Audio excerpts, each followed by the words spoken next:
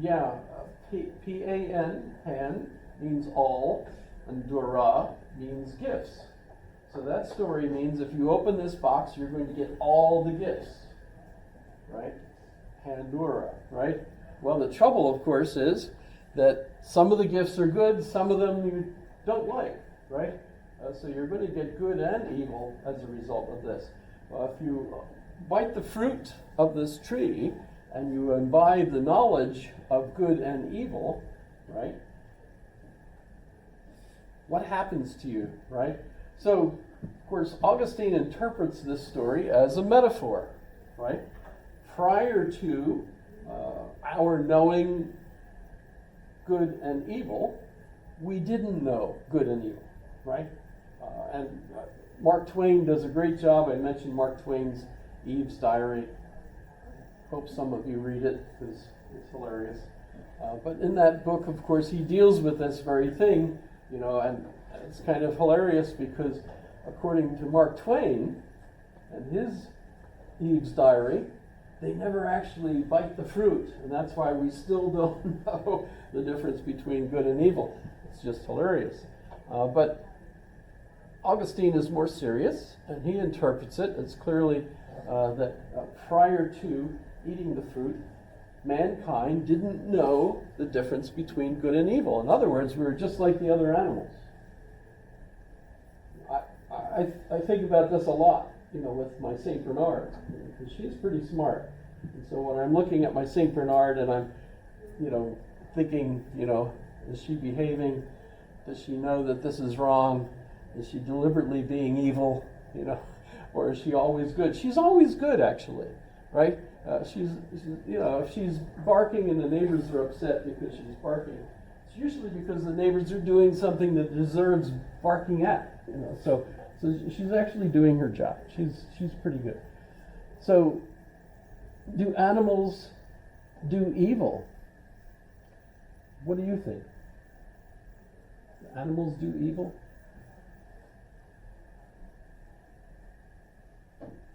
Bears open your trash can, unless you get the new, bear-proof trash can that you have to. That's actually hard for me to open, let alone a bear, right? But prior to that, yes, routinely the bears would come and knock the darn thing over, drag trash bags out, and rip them up and look for stuff. They never found anything because we never put food in them. But nonetheless, it's annoying. But I don't think the bears could be called being evil. Animals are more motivated by biological things like mating, how to survive, food. It's not really evil nor is it good, but they don't have an understanding nor do they want to. They just want to survive. Haven't bit the apple. Mm-hmm. They don't know the difference between good and evil. Obviously, number one, Europeans are the ones that invented the idea that the fruit was an apple. And they didn't have apples in Eden, wherever the heck Eden was. Kenya, who knows where Eden was supposed to be. But in any case, what kind of fruit was it? We don't know, right? But it wasn't apples.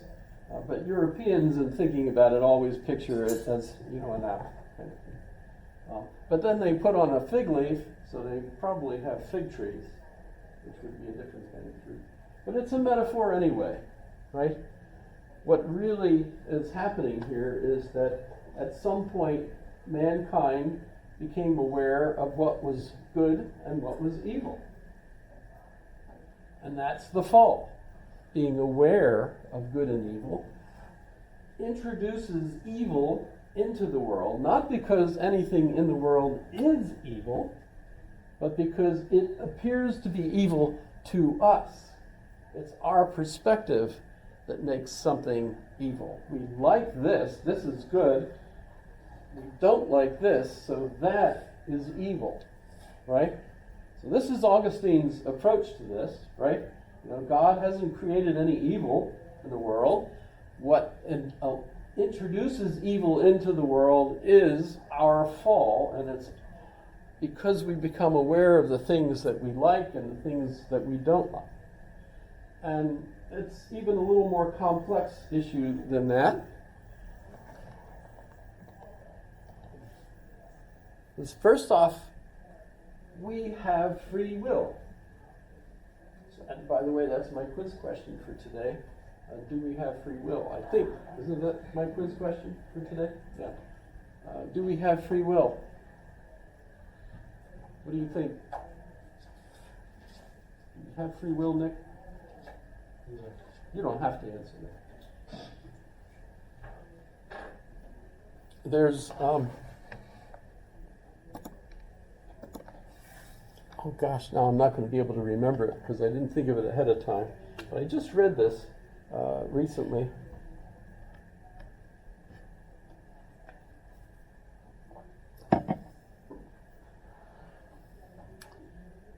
Help me. What's the name of it?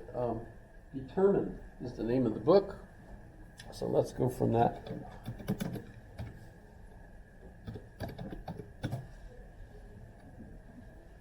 There it is. Robert Sapolsky. So Robert Sapolsky is one of those people, number one, he has a really good head of hair and beard. You know, it's magnificent.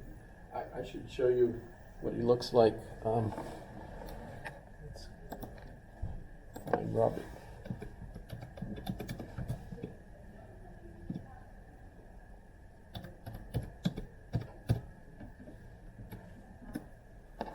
There he is. Look, of course he's older now, so it's white, but you can see it's getting whiter.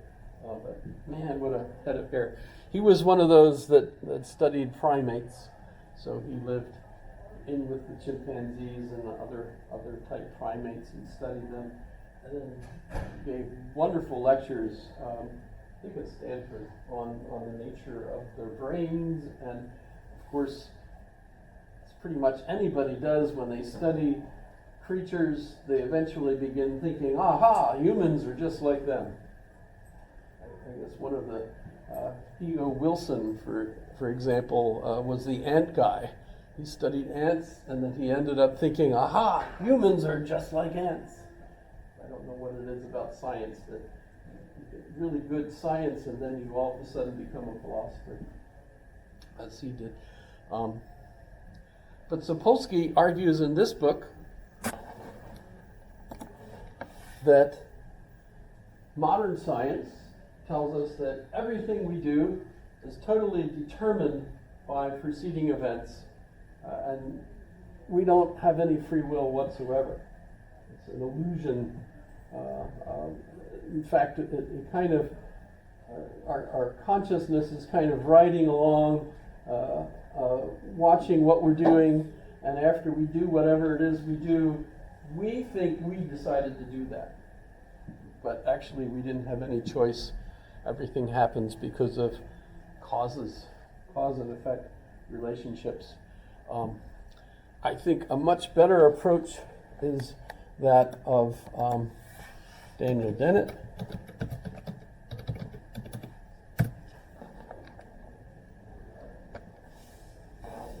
My one friend says that if you're bald, that means you have a lot more wisdom to give out instead of a head of hair.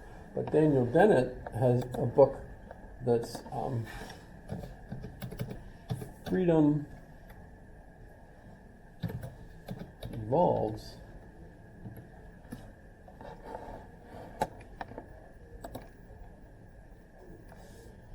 Basically, Daniel Dennett, who died just recently. He's still on my list, by the way, but he argues that the more science we develop, the more techniques we have, the more freedom we have. So we actually end up with more and more freedom because of all of the opportunities we have to make more choices. You know, go into any supermarket here in Anchorage, Freddy's, pick Freddy's, you go in, wife says, go get some spaghetti sauce. Okay, I'm stealing this from Malcolm Gladwell. But you go in to pick out, spaghetti sauce. How many different kinds of spaghetti sauce are there in a typical Freddy's? Not counting just, Prego versus Ragu versus weird brands that you've never heard of and so on, but just ragu alone has like 12 different kinds, chunky and 3 cheese and 15 cheese, I don't know, garlic and I don't know, In other words, look at all the free choices you've got today. Back when I was just a kid, they had one kind of spaghetti sauce. It was called spaghetti sauce. And the chef that made it thought, that's good spaghetti sauce, and if you want spaghetti sauce, that's the kind you have to have. You didn't have really very many choices. I'm still stealing that from Malcolm Gladwell, by the way. That's all his stick on how kind of freedom evolves, right? Choices, how you market more choices, etc. Well, so Daniel Dennett's argument is that freedom evolves. And you're just being silly when you point out that, yes, well, of course, the choices you make are because of your past, your feelings at the moment, your emotional state, all the things that go into your making a decision. But let's face it, you're the one that's actually making a decision, right? Even, and this is something that another one, instead of Robert Sapolsky, we could talk about Steven Pinker.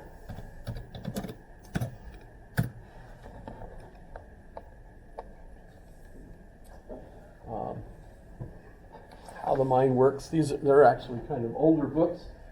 He actually talks about all of this too. But Steven Pinker points out that even if we do a study of the brain and we find out that part of my brain lights up nanoseconds before I notice that I've made a decision, right? And so the argument is, see, your brain made the decision. You are aware of it afterwards, right? So therefore, it's not your decision. Well, he points out, it's my brain. Of course it's my decision. Even if it's something that my brain decides to do and then I'm aware that I'm making that decision afterwards, it's still my decision. Well, Augustine, let me close some of these up here.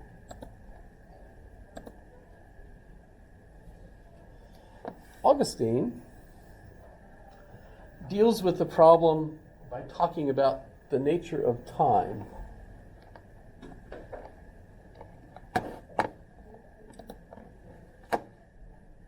And this is also in the Confessions.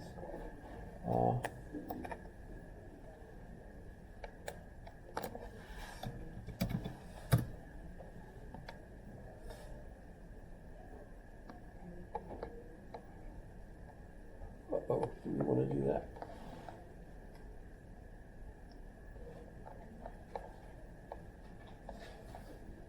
All right, now, I'll just, what is time?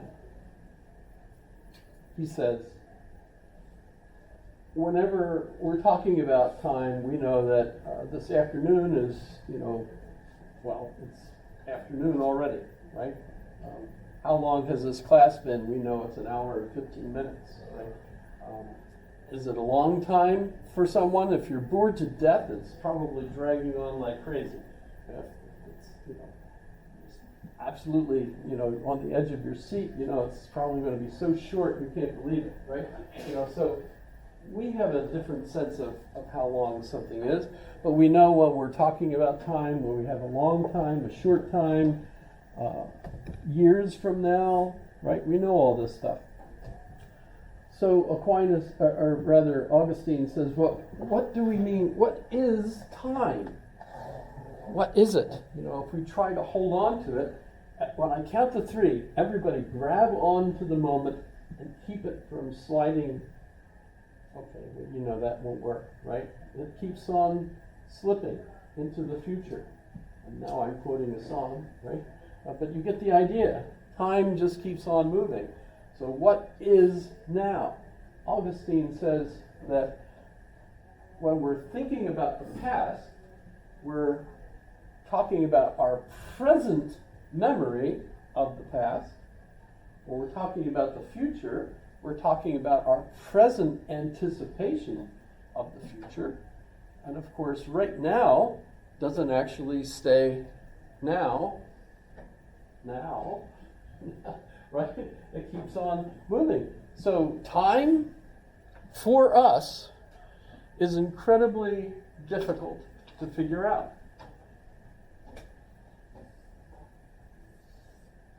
That's because if we think of time as proceeding, and we're finite beings, all we can do is experience right now. Whether we're remembering the past, anticipating the future, reading about 2,000 years ago, or whatever, right? God, on the other hand, should put a G there. Pretend that's a G. Or whatever language you want to use, right? Or the universe. You know, if we convert this to a contemporary issue with regard to an Einsteinian perspective of the universe, the issue is the same thing.